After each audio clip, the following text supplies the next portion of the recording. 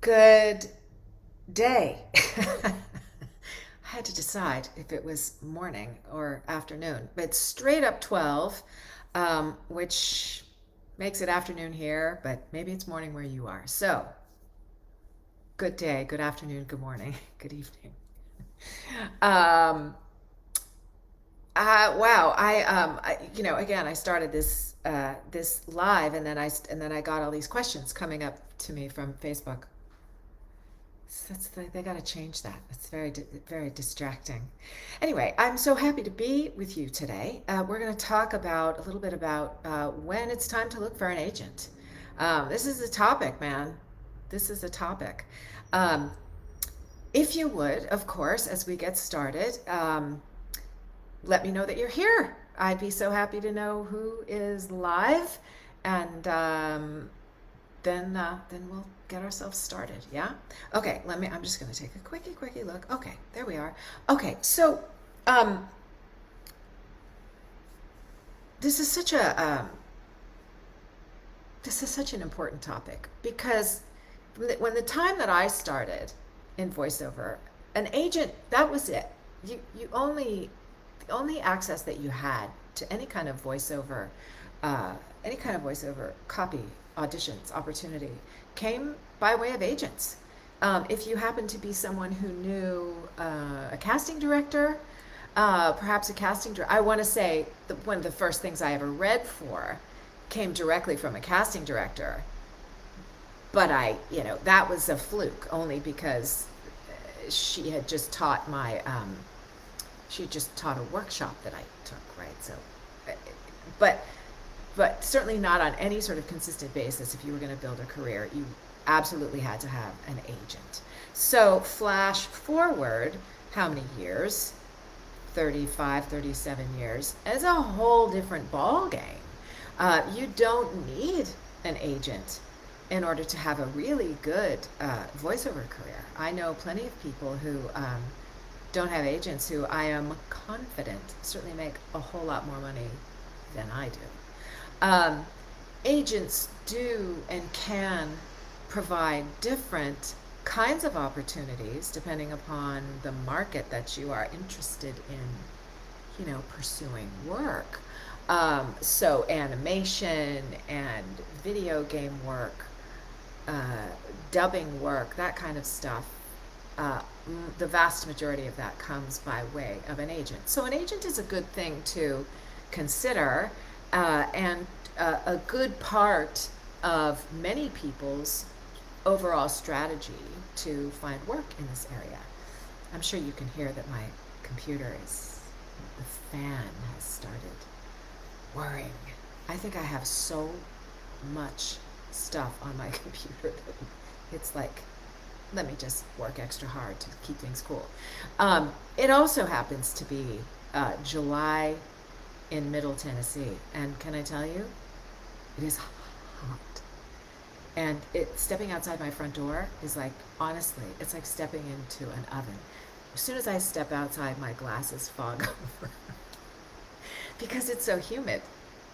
It's crazy, so different from California. Anyway, I digress.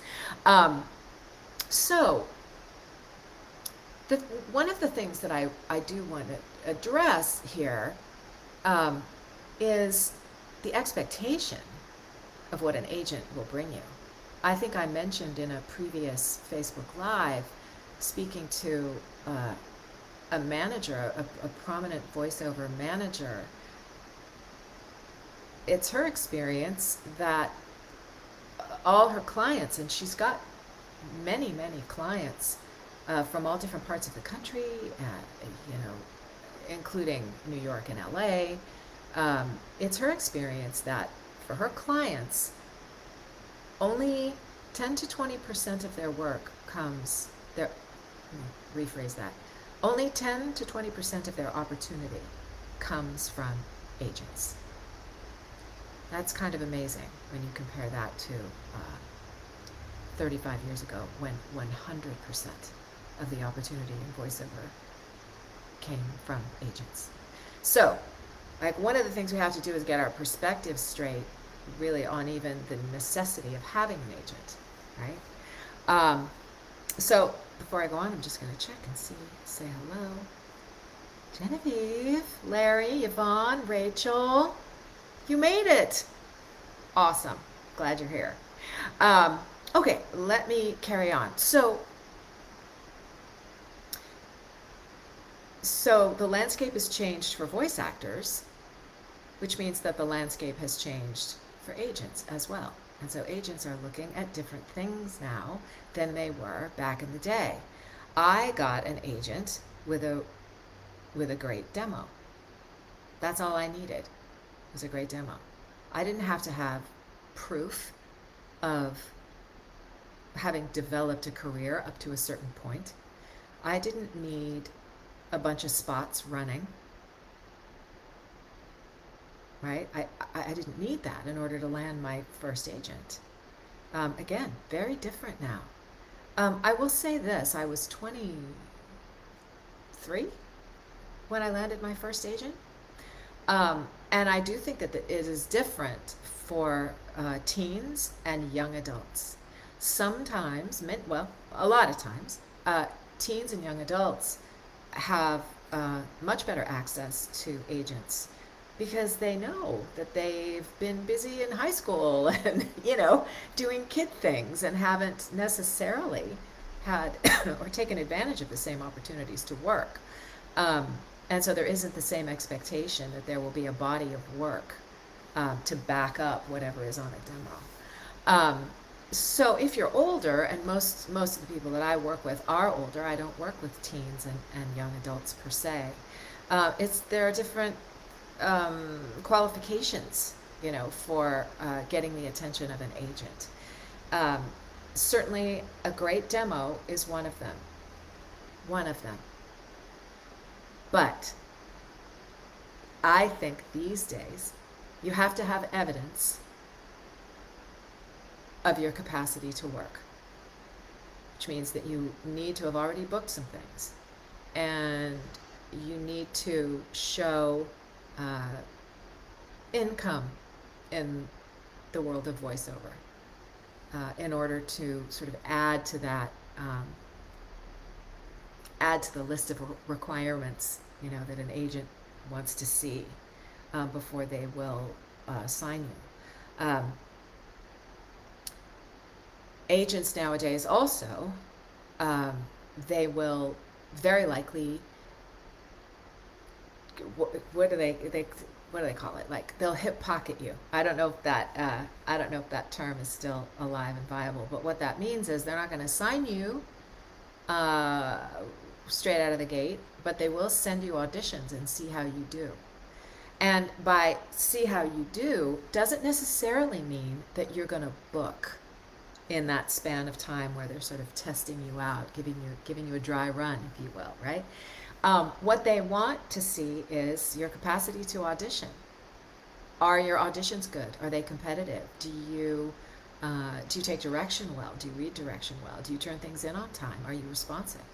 There are a whole host of things that an agent is checking out when they are putting you in their hip pocket and testing you out, right? Um,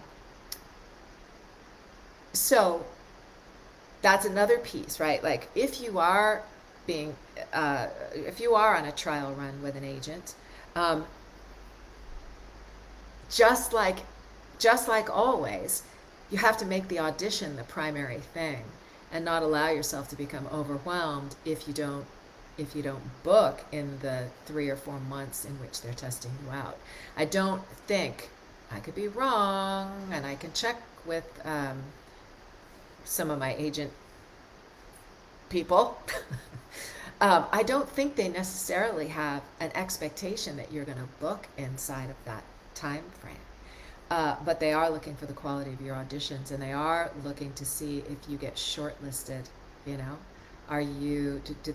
does the client come back and go, yeah, we really liked so and so. They're not right for this, but really great audition.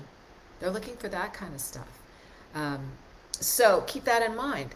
It's the audition that matters. The audition will always be king um, in that circumstance, right? So, how do you know when you're ready to pursue an agent?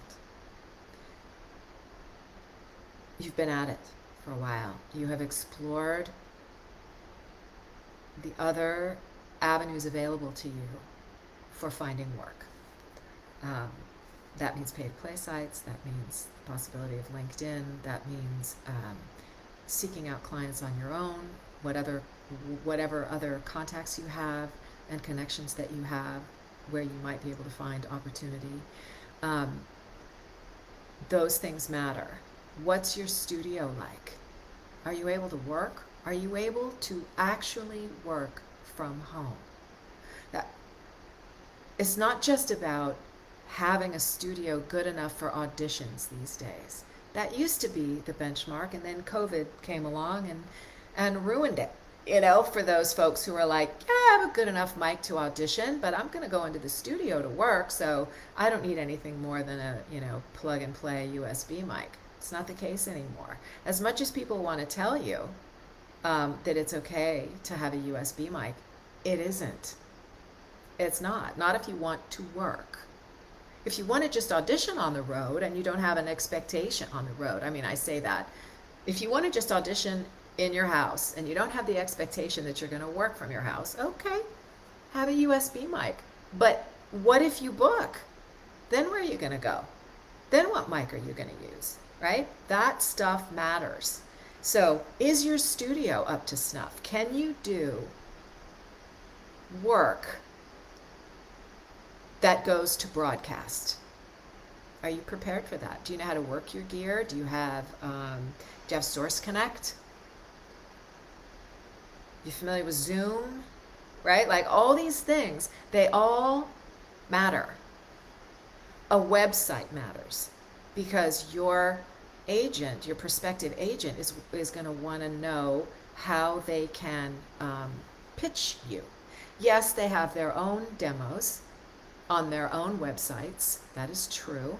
And they do use that often. But very often they might just send a link, right? Here's Kay Bess. Go to her website. And you can find all her stuff there, right? Easy peasy. So do you have a website? Do you have a website that accurately reflects who you are and what you do? These are all the things that, if you were in your 20s, it's the kind of stuff that you would develop along the way in the beginning years of your career.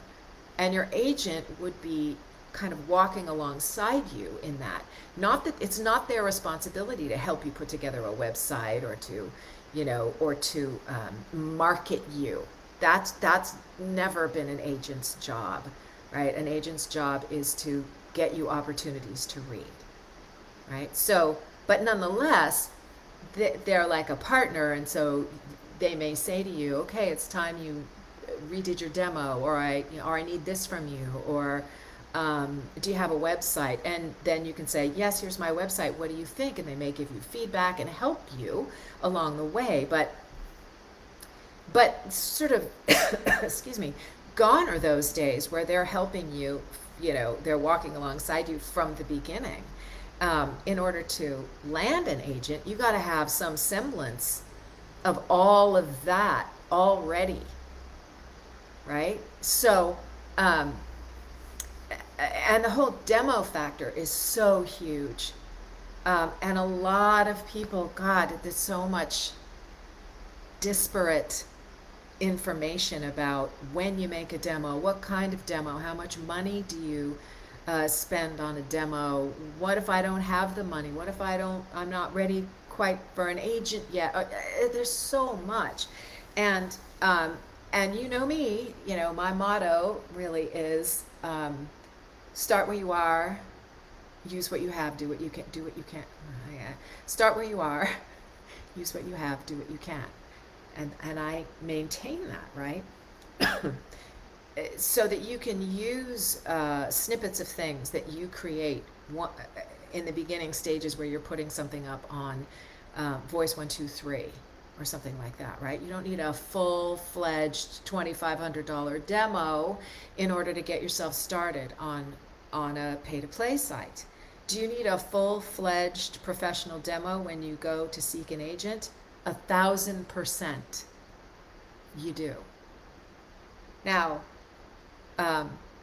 it's entirely possible that your demo can be good enough to land an agent, but expect that an agent is going to give you feedback on that demo and tell you how better to rearrange the clips on your demo, or that you need to update it with some different pieces, right? Because once the relationship starts there, then they're going to give you input about stuff, right?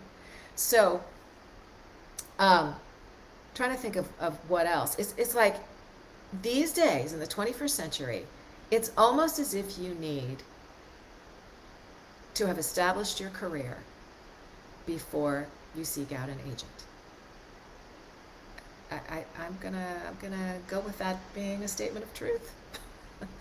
um, Now there are varying levels of agents, if you will.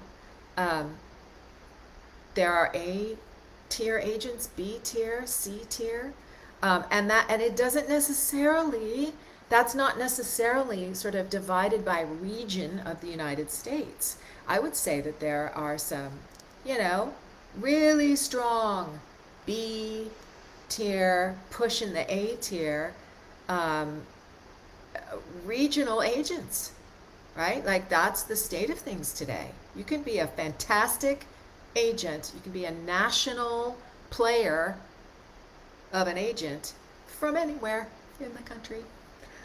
There are B and C tier agents on the coasts in New York and Los Angeles. So it isn't necessarily about location, right? Um, but there are, varying levels, and it's not a bad idea if you're pursuing an agent and you get interest from a C tier agent. That's worth your time, right? Because it may not be, sort of a headline making agency, but maybe you'll grow together, right? Maybe they'll still provide you with opportunities that you can't find anywhere else. And once you build up some experience with a C tier agent or a B tier agent, that's where you kind of, you get your sea legs. I feel like I'm just mixing metaphors everywhere. Does one have sea legs? Do you have legs in the sea? It's where you get your bearings. It's where you get your experience, right? And from there, it's entirely possible then that that's where you sort of build the beginnings of your career, so that in a few years, and you are wanting to expand, you can reach out to be an A tier agent, and you move. Your career is not. It's not. You sort of reach one level and you stay there, you know. It moves. You make progress. You develop. You continue. The first agent that I had, my very first agent, was William Morris. Okay, now, that back in the day, in the mid 1980s, William Morris was not a well-known voiceover agency. So you couldn't necessarily call it an A tier voiceover agency. Was it an A tier agency? Big, with a big A? Absolutely. William Morris. Obviously, we all recognize that name. They represent big ass stars, But and really the only thing that they did in voiceover was they had a celebrity department. And so the agent there at the time was wanting to build a scale department. So while William Morris had a big name, right, I was essentially signed to a beginning agency, right? Lest the name fool you, right? And what did I do after 6 months? I moved to an even newer agency, a boutique agency. Sandy Schnarr Talent is where I went. And I didn't realize until years later that Sandy had left Sutton Barth and Venari, SBV Talent, which is a huge voiceover agency, and started her own agency and was building her own stable of actors, right? So I left William Morris and I went to Sandy Schnarr Talent, like an agency that wasn't even on the map, really. It was brand new. And I stayed with Sandy for 12 years. And Sandy, what a great experience that was for me. What a time. Like, I learned so much about myself, what I was doing. I started doing commercials there. That's all I did. And then one day she sent me to go do a promo, which I didn't even audition for. But it was like, go to NBC for a job. What job? A promo. What's a promo? I didn't even know what a promo was. And I went and I did the job, and all of a sudden I'm a woman doing promo. All this from a little boutique agency, right? So don't be afraid of smaller, less prominent agents, right? And it took me 12 years before I said to myself, you know what? I think I want something more. I think I want something more than what Sandy Schnar Talent has to offer me at this point in my career. So I don't mean to go off on that big old tangent, but all of that is to say that smaller agencies are not, they're not bad things, right? And if you sort of think that you're going to make this leap to a top tier, AAA agent, you're out of the gate, like, be careful, because if you don't and they reject you, that's a blow. It hurts. And I know, because I have been turned down by big prominent agents in my past. And so I know that it's a blow, and it does a little number on your self-esteem, and that's not what we're after, right? We're after confidence, knowing who you are, what you're capable of, all of that, right? So super important. I'm going to check to see if there are any comments or questions. Okay. Hi, Sonia. Brad and Emily. Hello. Fantastic. No questions. I've just been so thorough that there are no questions. Whew. All right. Well, I feel like that sort of sums it up for me. When do you know that you're ready? Well, you're gonna have a lot of ducks in a row. That you gotta have that for sure, before you're in a position to really seek out an agent. And then one last little piece of advice, or a piece of experience, if you will.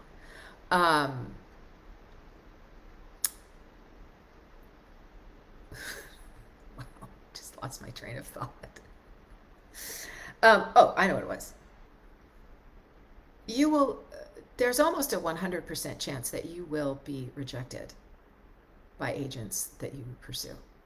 Like, just know that.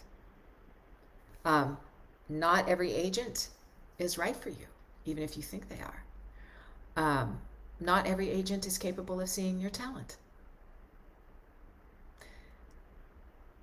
Sometimes an agent will see your talent and could be a good fit, but they've got a lot of people in your particular age category, or whatever category, your style, your approach, all that. And that's just part of the deal.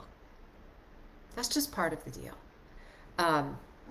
And in those instances, it doesn't necessarily mean that you might not be a good fit for them in a couple of years.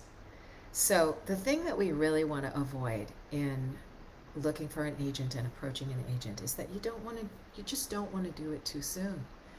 And you really want to, again, have your ducks in a row, because in a certain sense, with agents, you really do only have one chance to make a good first impression. That good first impression may not result in you being signed, but if the impression is good, it will be lasting, and it will mean that the door is still open to you. But if you go in and you're not ready and you're not prepared and you don't know who you are, the kinds of things that you're good at, what your strengths are, you're not consistent in being able to read and interpret copy, you don't have a website, you don't have really good demos that represent who you are and what you can do. Those are the things those are the first impressions that aren't good, and that are, I think, for an agent, are a little bit difficult to shake. Doesn't mean they can't shake them, but you don't want to do that, right? You don't want to You don't want to create that in them, to a sense that they have something to shake off. You know what I mean? So, so that is going to happen, and you just have to count it as part of the experience that you are going to be told no. The likelihood of you being told no is really, really high. But that doesn't mean you quit. Um, doesn't mean you give up. Doesn't mean there isn't an agent for you, right? You just have to keep on the search. So, um, so I think I'm going to leave it at that. And I hope you have a fantastic remainder of the day and a great remainder to your week. And I will see you next week. I don't know what we're talking about. I never find out until Monday. Isn't that funny? And then I have to put my thoughts together. Anyway, as always, if you're getting to this later, still feel free if you have any questions or any comments, definitely put them in the comment section. I always come back and revisit and try to answer.